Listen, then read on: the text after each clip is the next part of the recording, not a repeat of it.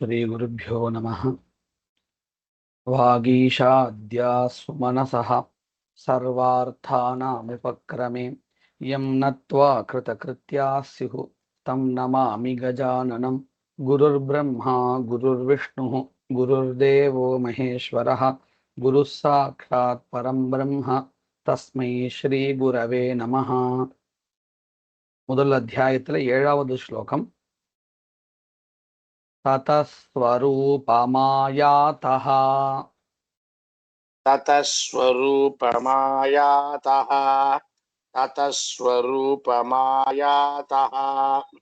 निजदेशाधिपोऽभवत्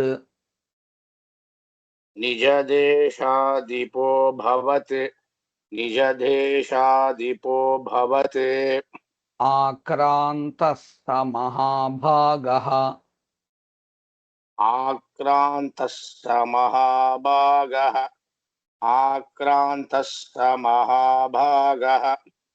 तैस्तदा प्रबलारिभिः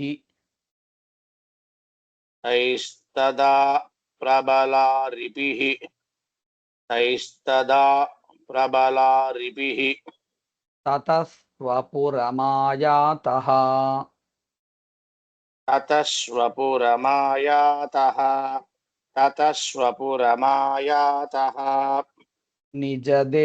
निजदेशाधिपोऽभवत्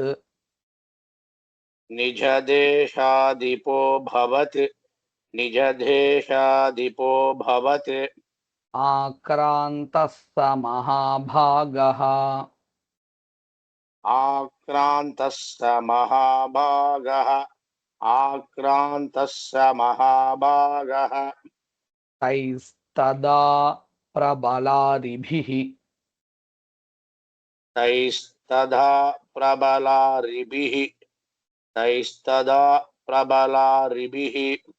ततः स्वपुरमायातो निजदेशाधिपोऽभवत्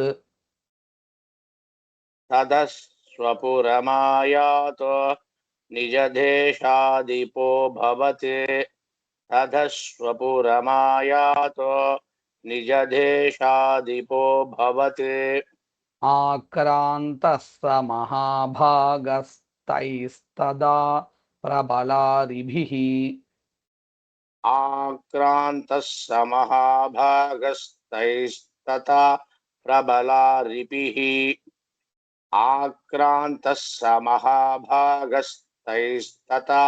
प्रबलारिभिः ततः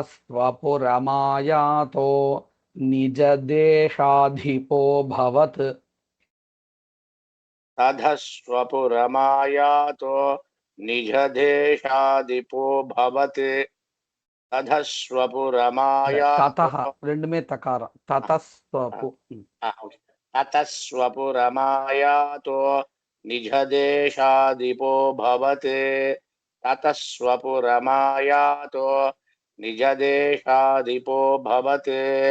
आक्रान्तः स महाभागस्तैस्तदा प्रबलारिभिः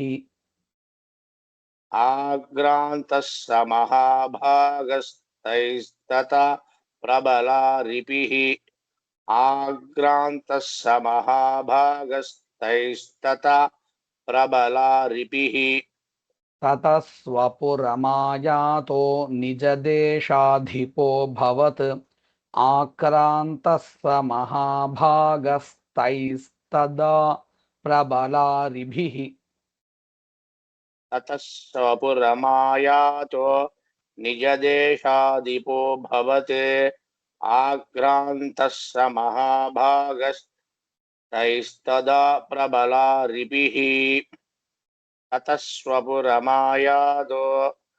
निजदेशाधिपोऽभवत्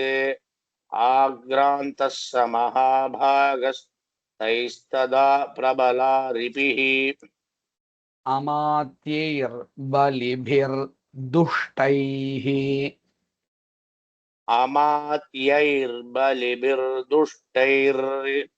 दुष्टैः विसर्गम्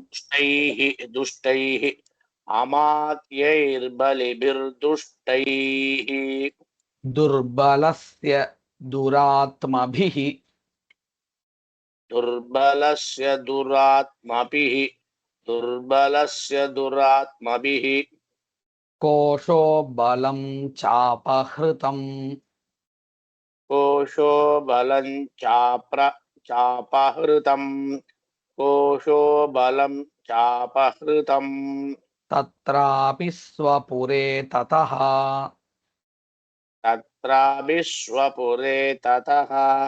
तत्राविश्वपुरे ततः अमात्यैर्बलिभिर्दुष्टैः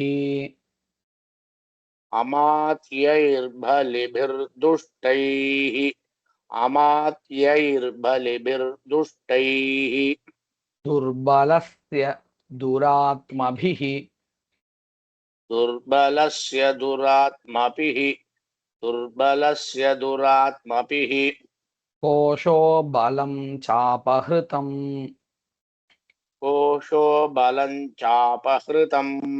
कोशो बलं चापहृतम् तत्रापि स्वपुरे ततः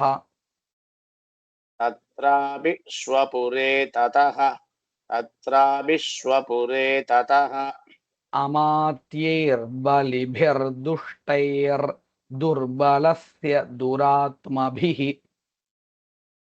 अमात्यैर्बलिभिर्दुष्टैर्दुर्बलस्य दुरात्मभिः कोशो बलं चापहृतम् तत्रापि स्वपुरे ततः कोशो बलं चापहृतम् तत्राविश्वपुरे ततः कोशो बलं चापहृतम् तत्राविश्वपुरे ततः अमात्यैर्बलिभिर्दुष्टैर्दुर्बलस्य दुरात्मभिः अमात्यैर्बलिभिर्दुष्टैर्दुर्बलस्य दुरात्मभिः अमात्यैर्बलिभिर्दुष्टैर्दुर्बलस्य दुरात्मभिः कोशो बलं चापहृतम् तत्रापि स्वपुरे ततः कोशो बलं चापहृतम् तत्राविश्वपुरे ततः कोशो बलं चापहृतम् तत्राविश्वपुरे ततः अमात्यैर्बलिभिर्दुष्टैर्दुर्बलस्य दुरात्मभिः कोशो बलं चापहृतम् तत्रापि स्वपुरे ततः अमात्यैर्बलिभिर्दुष्टैर्दुर्बलस्य दुरात्मभिः कोशो बलं चापहृतम् तत्राविश्वपुरे ततः अमात्यैर्बलिभिर्दुष्टैर्दुर्बलस्य दुरात्मभिः कोशो बलं चापहृतम् तत्राविश्वपुरे ततः ततो मृगया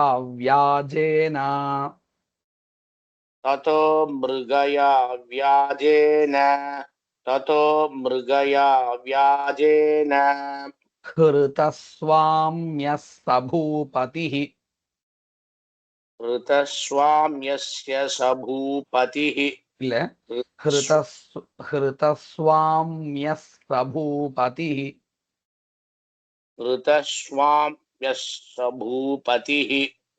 ऋतस्वाम्यः स्वभूपतिः एकाकी हयमारुह्य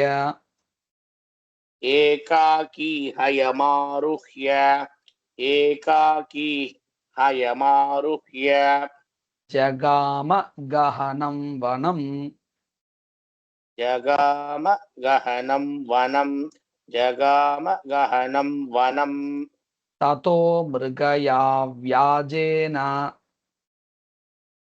ततो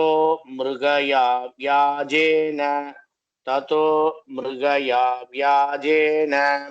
हृतस्वाम्यः स भूपतिः ऋतस्वाम्यः स भूपतिः ऋतस्वाम्यः स भूपतिः एकाकी हयमारुह्य एकाकी हयमारुह्य जगाम गहनं वनं जगाम गहनं वनम् ततो मृगया व्याजेन हृतस्वाम्यस्त भूपतिः ततो मृगया व्याजेन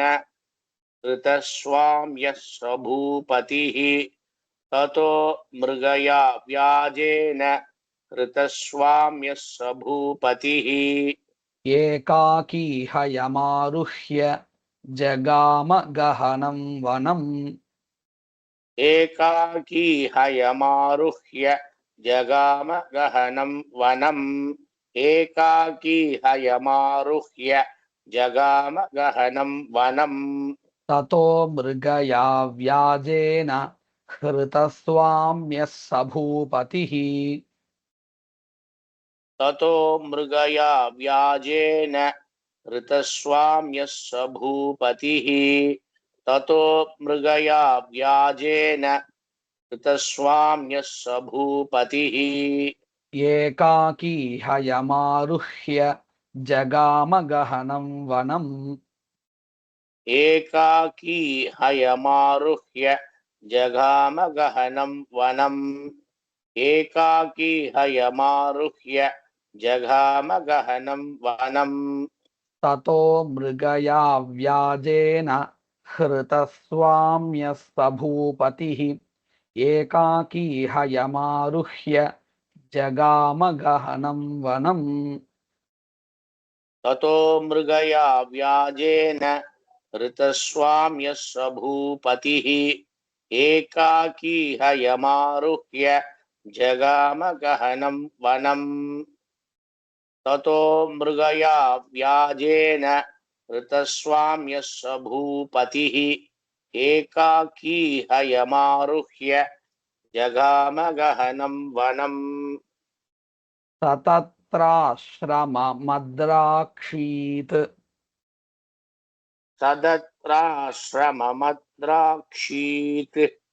तदत्राश्रममद्राक्षीत्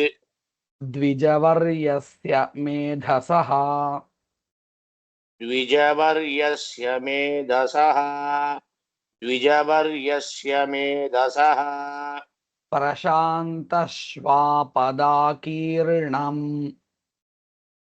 प्रशान्तश्वापताकीर्णम् இந்த இடத்துல த प्रशान्तश्वापदाकीर्णम्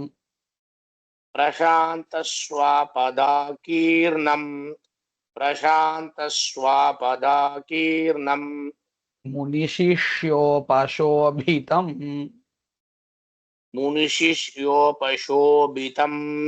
मुनिशिष्योपशोभितम् सतत्राश्रममद्राक्षीत्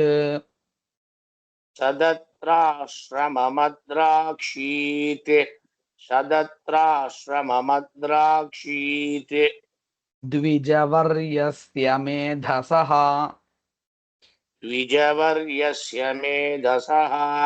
द्विजवर्यस्य मेधसः प्रशान्तश्वापदाकीर्णम्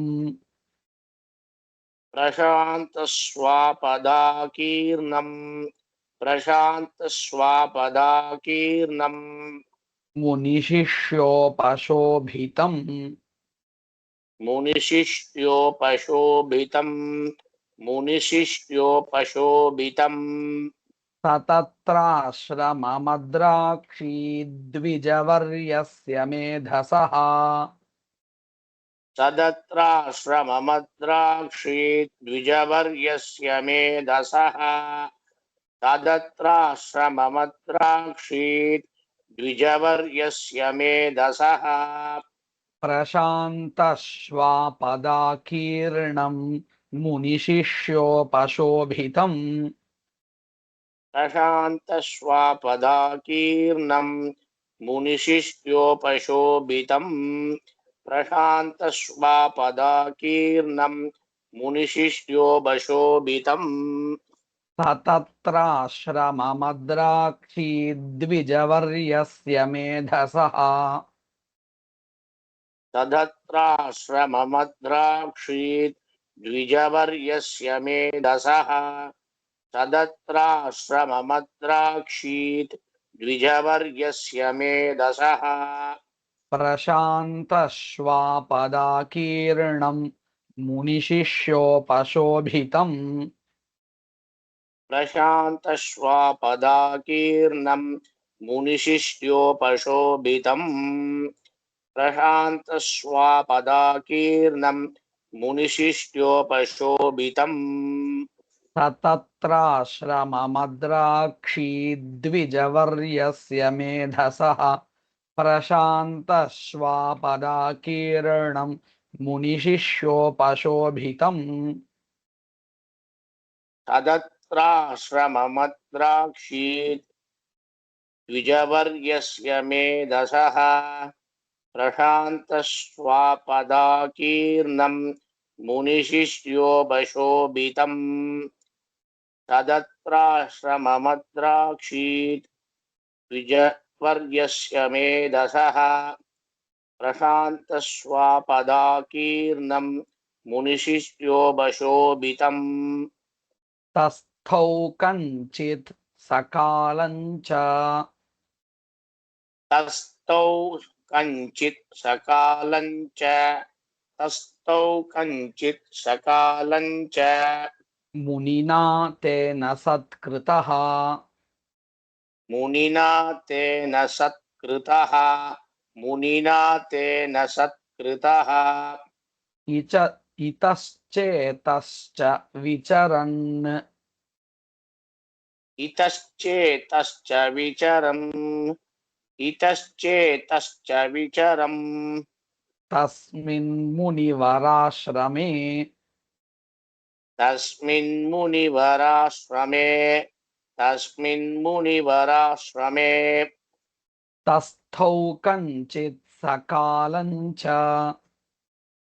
तस्थौ कञ्चित् सकालं च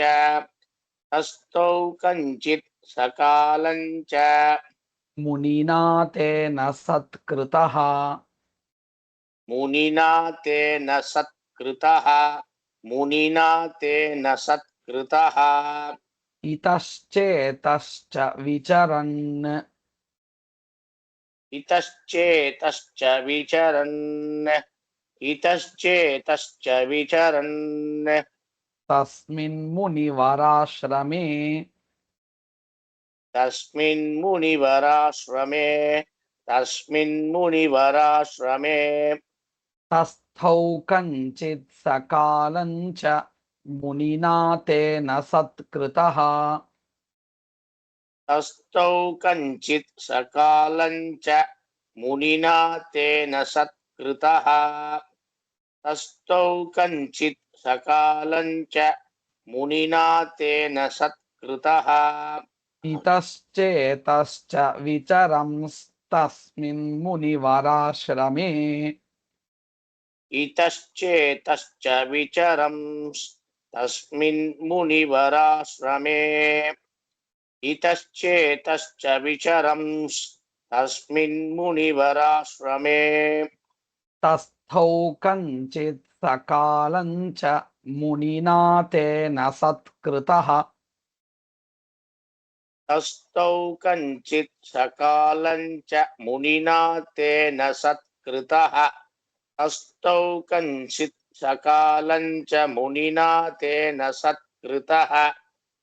इतश्चेतश्च विचरंस्तस्मिन् मुनिवराश्रमे इतश्चेतश्च विचरंस्तस्मिन् मुनिवराश्रमे इतश्चेतश्च विचरंस्तस्मिन् मुनिवराश्रमे तस्थौ कञ्चित् सकालं च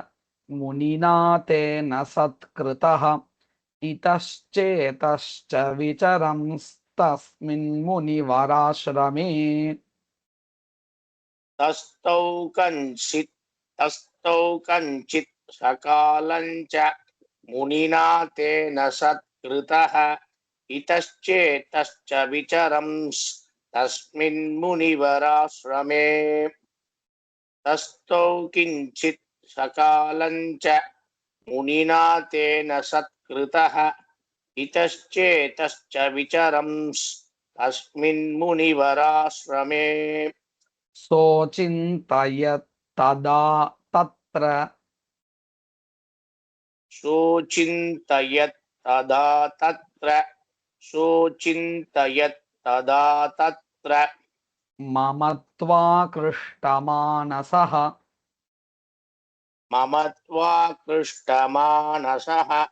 ममत्वाकृष्टमानसः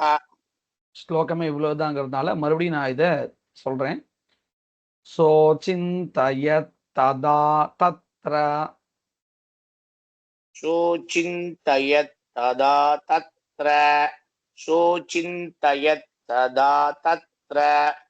ममत्वाकृष्टमानसः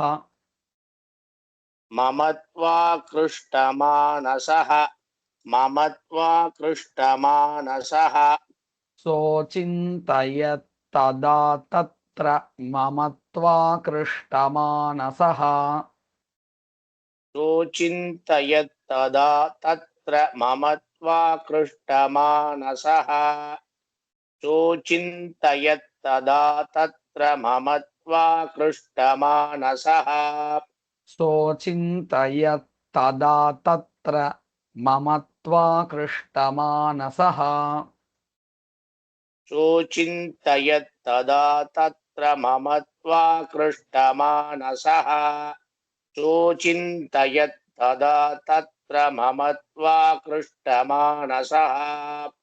இந்த 6 ஸ்லோகங்களையும் நான் வரிசையா சொல்லிடுறேன். ततस्वपुरमायातो निजदेशाधिपोऽभवत् आक्रान्तः स महाभागस्तैस्तदा प्रबलारिभिः अमात्यैर्बलिभिर्दुष्टैर्दुर्बलस्य दुरात्मभिः कोशो बलं चापहृतं तत्रापि स्वपुरे ततः ततो मृगया व्याजेन हृतस्वाम्यः स भूपतिः एकाकी हयमारुह्य जगामगहनं वनं स तत्राश्रममद्राक्षीद्विजवर्यस्य मेधसः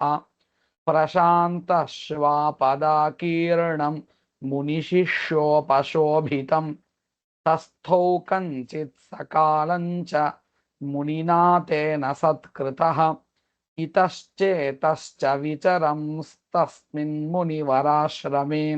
सोचिन्तयत् तदा तत्र ममत्वाकृष्टमानसः गुरुर्ब्रह्मा गुरुर्विष्णुः गुरुर्देवो महेश्वरः गुरुः साक्षात् परं ब्रह्म तस्मै श्री गुरवे नमः।